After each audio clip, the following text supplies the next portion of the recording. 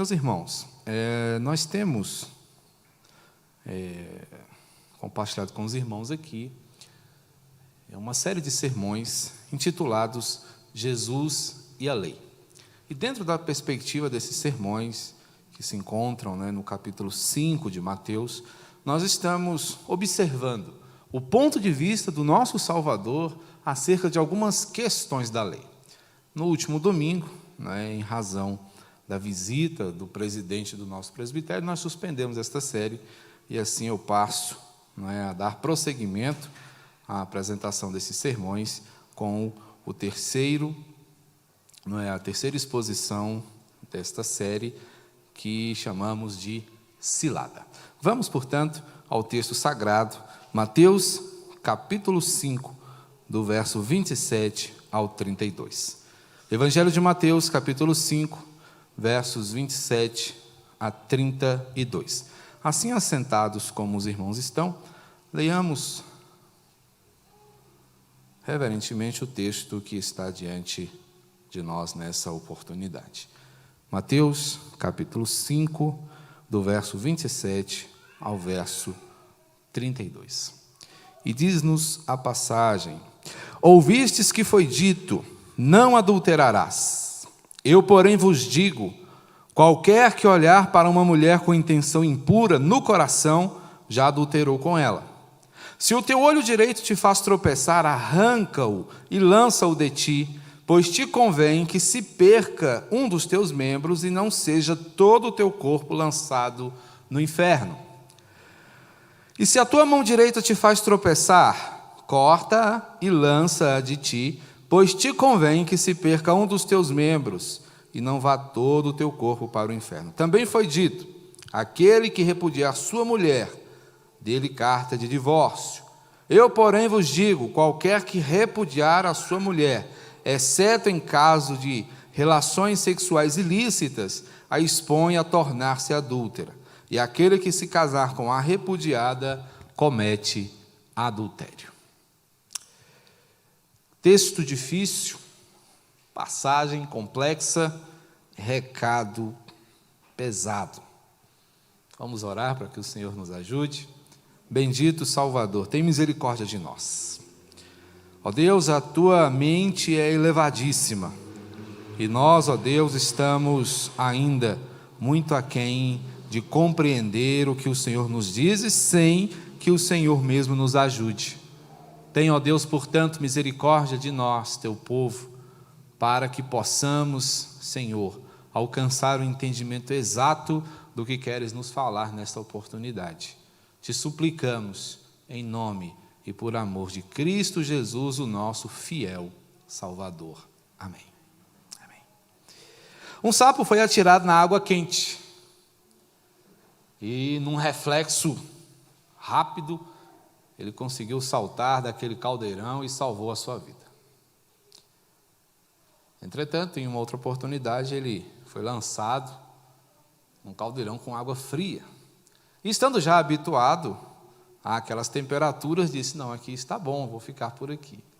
Não atentando ele que o caldeirão estava sobre o fogo, e pouco a pouco a temperatura foi se elevando, a água foi se tornando morna, e ele começou a pensar, nossa, que gostoso, um banho relaxante, e a água foi esquentando, e ele relaxando cada vez mais, até que ele cochilou, e quando ele deu por si, estava cozido.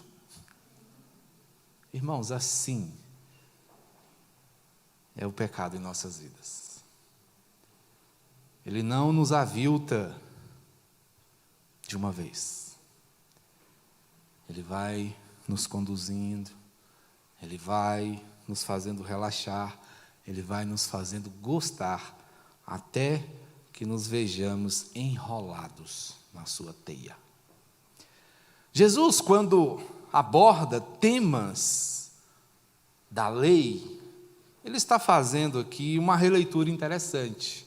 Não da lei propriamente dita, Jesus não está reeditando a lei, Jesus não está apresentando um mandamento novo, mas Jesus está levando as pessoas a compreenderem na essência, o que o Senhor quer dizer com os seus ditames legais. Quando Jesus diz, ouvistes que foi dito, não adulterarás, Jesus está remetendo aquele povo, não é, à lei de Moisés, que proíbe de fato o adultério, que proíbe a fornicação, que proíbe a violação da regra de fidelidade conjugal, que proíbe a prática de relação carnal, né, sexual, fora dos limites do casamento. O adultério envolve tudo isso. O adultério envolve a intimidade entre duas pessoas que não estão vinculadas pelo casamento. Adultério é tudo isso. E Moisés, orientado pelo Senhor, não é, repassa ao povo estas orientações, a fim de que o povo mantivesse a sua pureza. Contudo, Jesus vai além. Gente, o problema não está em duas pessoas serem flagradas, em um homem e uma mulher, é importante que se diga, serem flagradas em adultério. Há muito mais.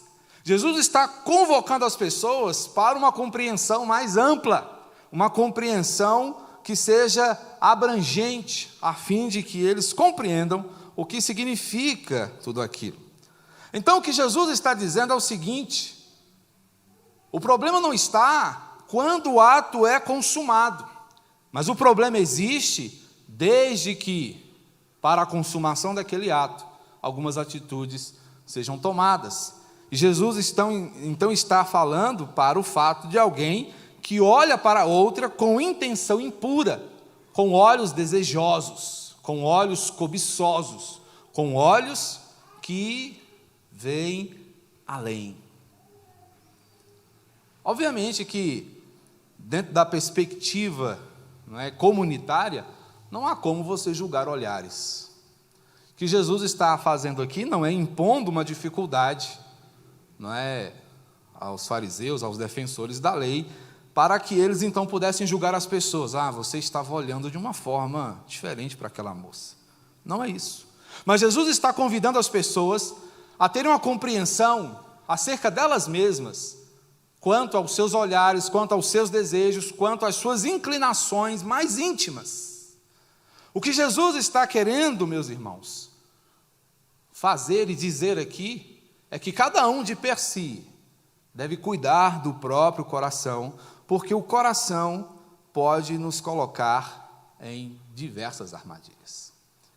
E é sobre isso que eu gostaria de falar com vocês nesta noite, sobre as armadilhas do coração, dentro dessa perspectiva de cilada, em que muitas vezes nossos desejos, quando desorientados, quando separados, não é, da orientação bíblica, nos colocam. Estamos expostos a perigos cotidianamente, se nossos interesses mais íntimos não forem coordenados pela palavra do Senhor. Porque Jesus entende algo que os legalistas ainda não haviam entendido, que a gênese do adultério está no coração. O problema não está necessariamente quando o ato é consumado, mas o que levou aquele ato a se tornar concreto. Jesus, como Deus, como quem conhece as entranhas da sua criação, nos apresenta essa realidade e chama-nos a um despertamento, a fim de que nós refreemos a nossa inclinação pecaminosa. Então, como fazer para debelar as armadilhas do coração? Existem algumas atitudes orientadas pelo Senhor que nós podemos tomar. Jesus diz, no verso 22, eu, porém, vos digo, qualquer um que olhar para uma mulher com intenção impura no coração, já adulterou com ela. E aí ele vai apresentar algumas orientações que são extremas, são drásticas, que são fortes, contundentes. E ele diz logo no verso 29, se o teu olho direito te faz tropeçar, arranca-o e lança-o de ti, pois te convém que se perca um dos teus membros e não seja todo o teu corpo lançado do inferno. Se a tua mão, a mão direita, que normalmente é a mão forte, né? E aqui nós podemos também incluir os canhotos, né? Se a tua mão esquerda, que é a tua mão forte, te faz tropeçar, corta e lança de ti, pois te convém que se perca um dos teus membros e não vá todo o teu corpo para o inferno. Então Jesus diz, é melhor você entrar cego de um olho no céu e maneta do que ir inteirinho para o inferno, do que se perder por completo. Como debelar as armadilhas que o coração pode criar para nós? Jesus vai dar um primeiro conselho muito interessante. Ele vai dizer, apague a cobiça. Ele vai dizer, se o teu olho direito te faz tropeçar, arranca-o. E, gente, claro que a gente não precisa explicar, mas é bom explicar. Jesus não está falando para você pegar o seu olho e arrancar. Jesus não está aqui incentivando ninguém à automutilação.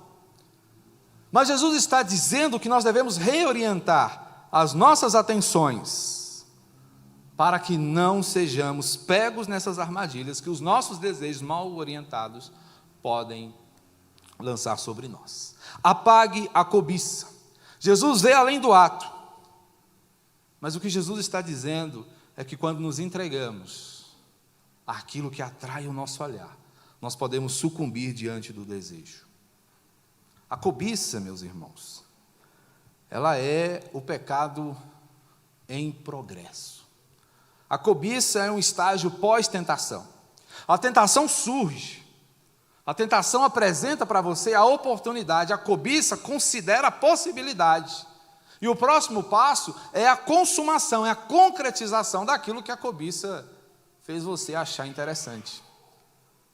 Portanto, para que a tentação não se torne cobiça, é necessário, segundo Jesus, que você apague a luz de sobre ela. Que você desvie o seu olhar da tentação. Que você tire o seu foco daquelas questões, que você procure envolver-se com outras coisas. É interessante que o termo, não é, na língua original aqui para armadilha é escândalo. Então, quando a gente pensa muitas vezes em escândalo, a gente está pensando, né, no susto, no desprazer, né, na inconveniência que um ato mal orientado em si gera, não é, num contexto generalizado, num contexto, não é, mais abrangente, numa comunidade, por exemplo, numa igreja, numa cidade. Mas, na verdade, o escândalo, ele acontece em você. É um problema que você mesmo enfrenta, que você sofre por causa da má orientação dos seus desejos. Então, os judeus, eles tinham um ditado muito interessante quando eles falavam dessas coisas, porque eles diziam, olha, cale as donzelas do desejo. E essas donzelas eram exatamente as mãos e os olhos das pessoas. O que significa dizer que nosso foco e nossa prática devem ser bem orientados para que não sejamos levados a cometer atos que desagradam a Deus e nos colocam em risco, nos colocam em perigo, que nos colocam fora do contexto da vontade do Senhor. Portanto, o que Jesus está dizendo é o seguinte, desvie o olhar. Não alimente o seu desejo com imagens que possam levar você a cometer aquilo que desagrada o Senhor. Temos hoje em dia o grave problema da pornografia, que é uma tentação que, embora seja drástica, que embora seja violenta, ela é silenciosa.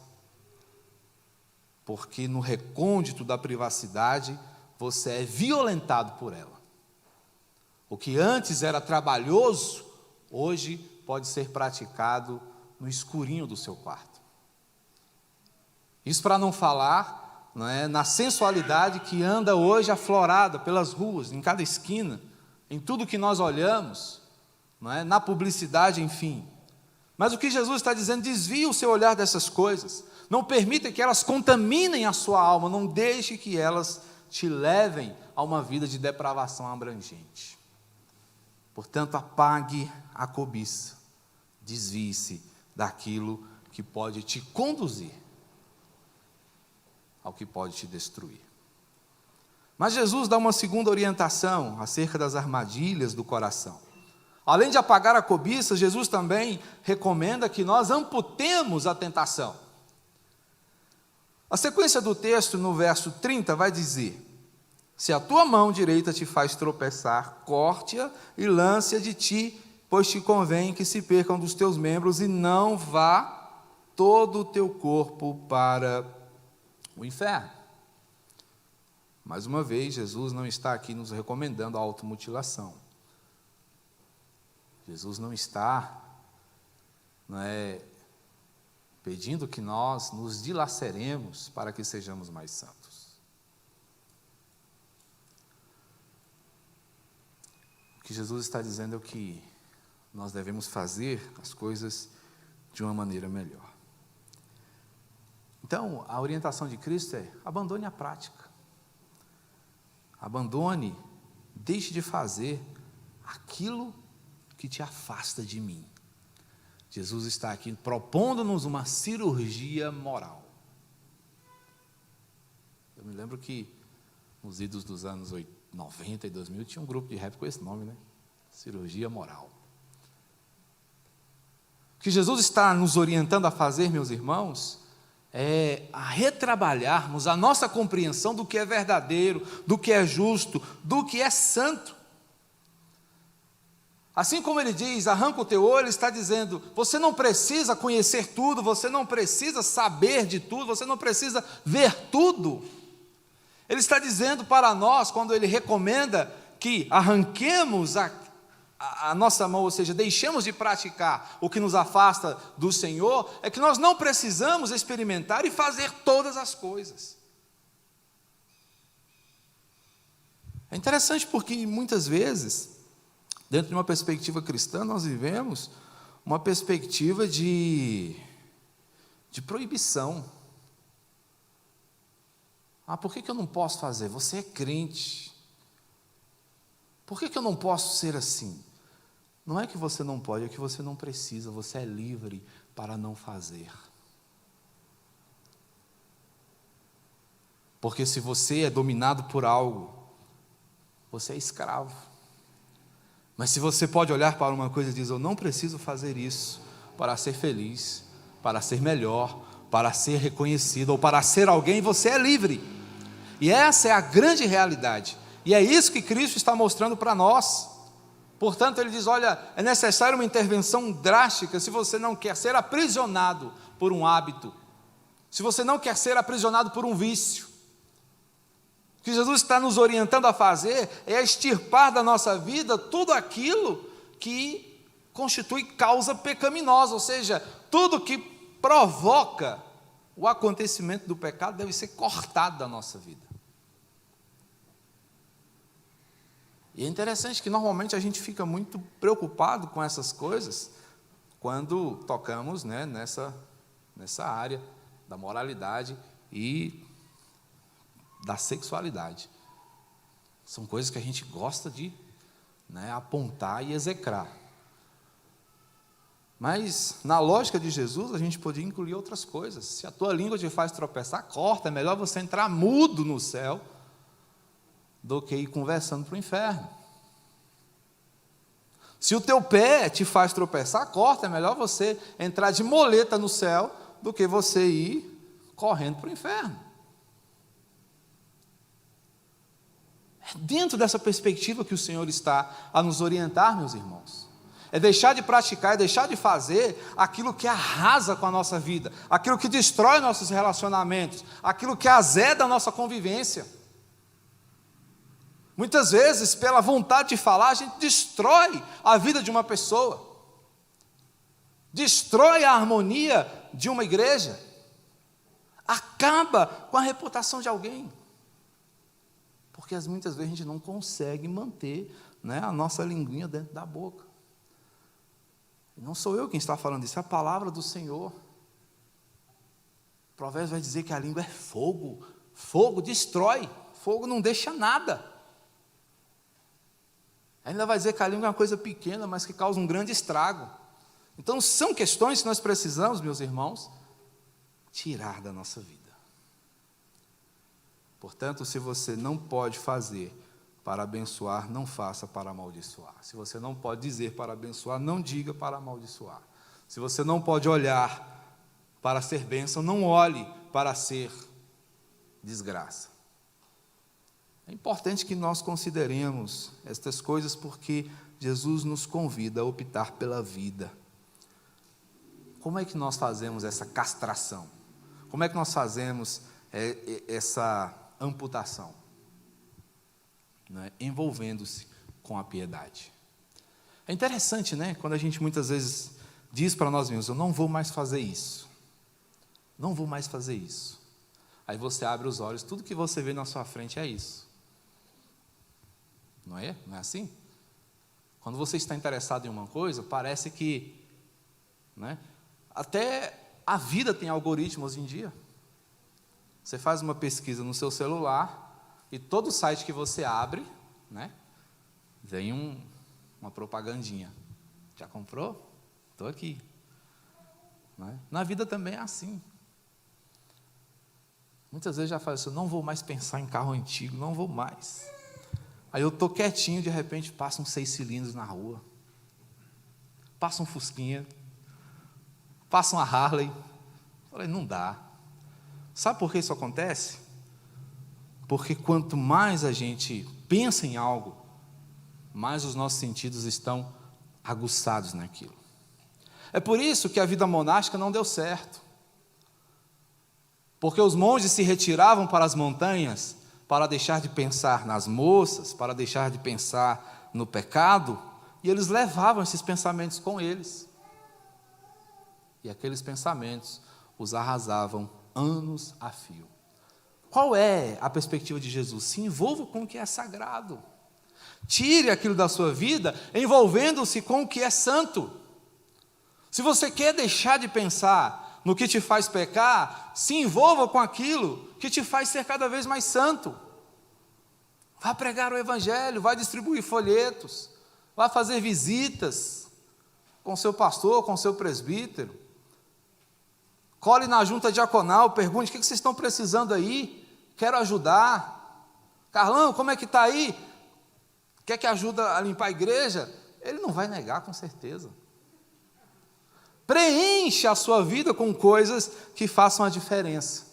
E é assim que você vai deixar de pensar no que te arrasa, no que te destrói. A mesma coisa são com pensamentos de morte. A gente vai deixar de pensar na morte quando se envolver com a vida. Não estou aqui diminuindo o sofrimento de quem, né, sofre com a depressão, mas é preciso lutar, e é assim que se luta.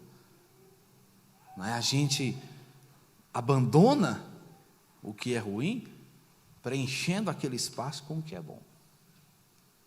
Portanto, Jesus diz, olha, mate a ocasião que produz o pecado, pense melhor e renuncie ao prazer mentiroso que muitas vezes o pecado te oferta. As armadilhas do coração, elas são debeladas quando apagamos a cobiça, quando amputamos a tentação, mas também quando abandonamos o desprezo. Aqui Jesus ele vai dar uma pincelada, né, na questão do divórcio. Está bem ligada com essas questões aqui. Ele vai falar mais detidamente lá, mais na frente, no capítulo 19, mas Jesus já dá um toque aqui. Vocês ouviram que aquele que repudiar sua mulher dê-lhe carta de divórcio. Também foi uma orientação mosaica. Não está nos 10 mandamentos, mas está num contexto legal. E era permitido. E era interessante que quando um homem abusava de uma mulher, enjoava da cara dela, ele fazia uma carta, olha, você está livre, né, para casar com quem você quiser. O legal, entre aspas aqui, é que só o homem podia fazer isso. A mulher podia observar uma série de defeitos no homem, mas ela não tinha o mesmo direito de chegar e falar assim, ó, meu filho, tchau, a fila andou. Ela não podia, só o homem. Né? Então, nós estamos aqui diante de um problema, Jesus está aqui apontando a coisificação da mulher. A mulher não era alguém, era uma coisa. Que o homem adquiria, que o homem rejeitava, que o homem jogava fora, que o homem usava e abusava. E Jesus falou, isso não está certo. Não é assim que você tem que tratar a sua mulher. né? Nos dias de Jesus, olha só que interessante, o divórcio era algo banalizado, né? A gente muitas vezes olha hoje para a realidade da família, a gente pensa que é coisa nova, não é? Toda essa desconstrução do ideal familiar. Não. Né? Os judeus, eles tinham uma preocupação muito grande, um zelo muito grande com o casamento e tudo, eles tinham uma aversão terrível ao divórcio, não é? Mas quando ele precisava acontecer, acontecia, e era muito tranquilo, porque existia um dispositivo legal que os homens usavam, e beleza. Jesus falou, não é assim, não é só assim não, não é? E Jesus está falando isso, irmãos, num contexto complicadíssimo, porque nós temos pelo menos 3 perspectivas, né, no contexto de Jesus, que envolvem a compreensão popular do divórcio, né? Que era o pensamento judeu, o judaico, que era a compreensão grega e a compreensão romana. Se você for olhar o entendimento grego acerca dos relacionamentos, você fica enojado. Os gregos eram extremamente licenciosos no que dizia respeito às relações interpessoais. Então era muito comum que homens tivessem pelo menos 3 categorias de mulheres. Eles tinham a esposa, que era a mulher que legitimava, né, a sua descendência, ou seja, era a procriadora. Tinham as concubinas, que estavam ali dentro da casa cuidando, né, do andamento da casa e serviam a eles também. E tinham ainda as cortesãs, não é? Que eram, né, as que satisfaziam seus prazeres. Então, o cara vivia assim, de boa, né? E a mulher em casa sendo objetificada, sendo tratada, né, como um objeto que estava ali apenas para uma finalidade específica. Não era reconhecida, não era amada, não era cuidada. Essa era a compreensão. E essa compreensão, né, envolveu a mente dos romanos. Sabemos que os romanos conquistaram a Grécia no que diz respeito às questões militares, mas os gregos conquistaram os romanos no que diz respeito à sua moralidade.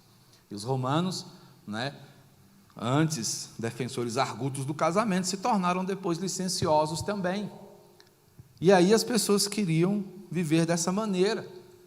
E aí juntava tudo aquilo, né, com a má compreensão das orientações de Moisés, com a licenciosidade da época, e o cara simplesmente enjoava da mulher e dizia, ó, tá bom, já chega, não quero mais. E é por isso que Jesus diz, qualquer um que repudiar a sua mulher por qualquer motivo,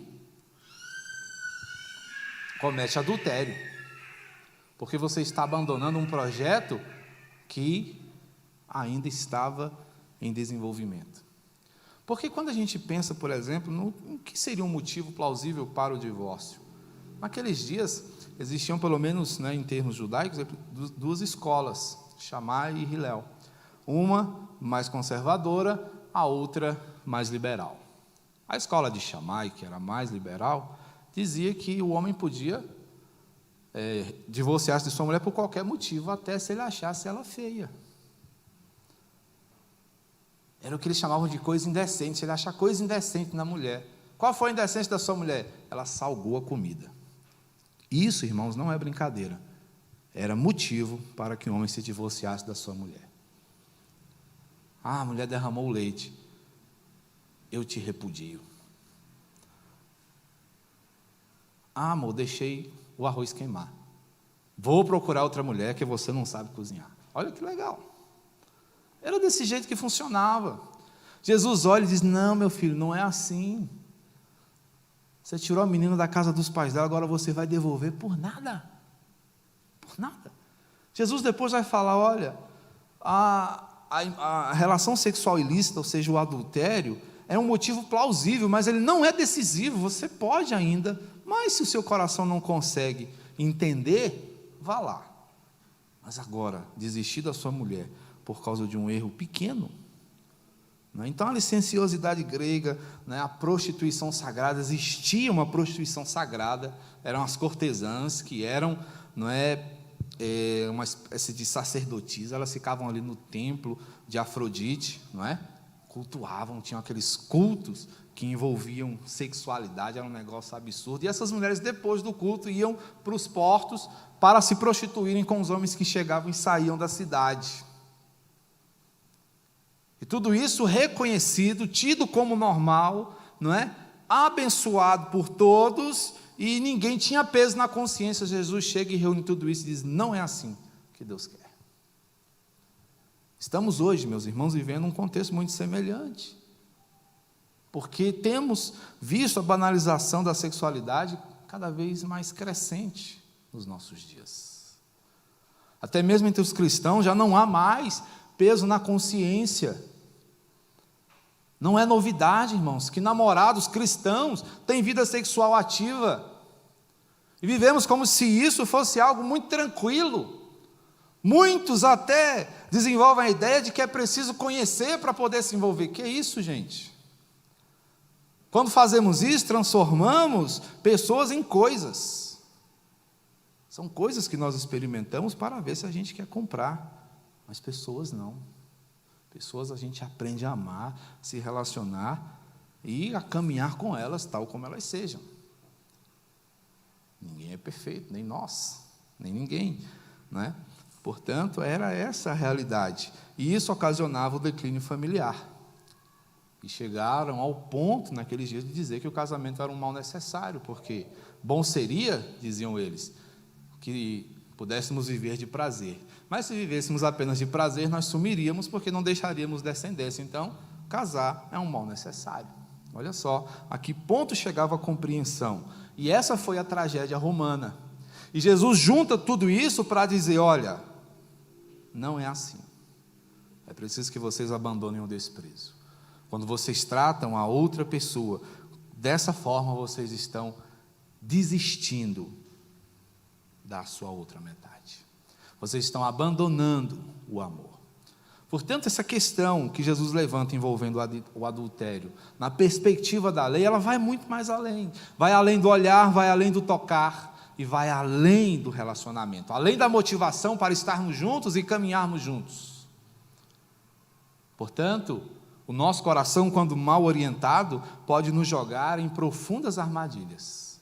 A orientação do Senhor, portanto, é que nós tenhamos o cuidado de apagar a cobiça, amputar a tentação e abandonar o desprezo.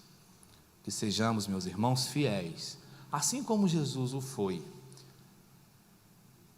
A proposta dessa passagem não é fazer com que nós sejamos julgadores uns dos outros, mas que nós julguemos a nós mesmos, nossas intenções, nossos olhares, nossas práticas e a maneira como nós temos nos relacionado uns com os outros.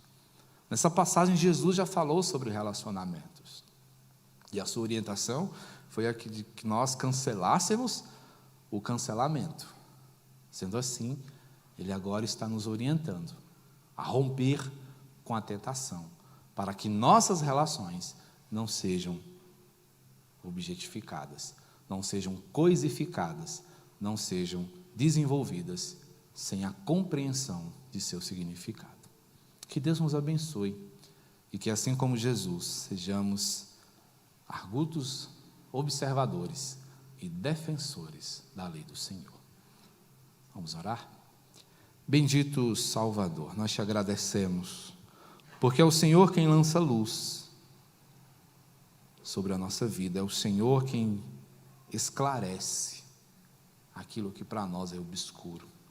É o Senhor quem nos leva a compreender a tua vontade. Pois de nós mesmos, ó Deus, não haveria condições, mas guiados pelo teu Espírito, podemos chegar mais longe. E é no nome do Senhor, meu Deus, que oramos, agradecemos em nome de Jesus. Amém. Vamos nos colocar de pé. Que a graça de nosso Senhor e Salvador Jesus Cristo, o amor de Deus, o nosso Pai, o consolo, a orientação e o poder do Espírito Santo nos conduza em triunfo diante das armadilhas da vida, das armadilhas do nosso próprio coração, para que vitoriosos sobre tudo isso, contemplemos a chegada do nosso Rei, para que com Ele reinemos por todo sempre, pelos séculos dos séculos.